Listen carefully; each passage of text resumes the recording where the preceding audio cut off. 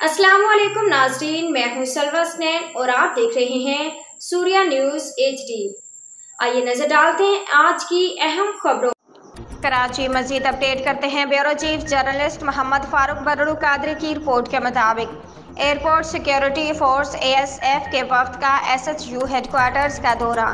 Assistant director Haris की क़यादत में airport security force ASF के अफसरान और जवान पर मुश्तमिल वफ्द ने SHU हेडक्वार्टर्स का दौरा किया।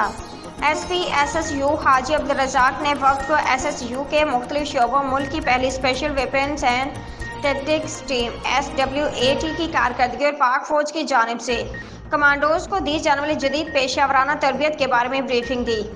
DIG security and emergency services division doctor Maqsood Ahmad ने वफ्द से मुलाकात की और इजलास की सदारत करते हुए कहा कि दोनों महकमों के ताउन से हमें दहशतगर्द अनासर के खिलाफ लड़ना है।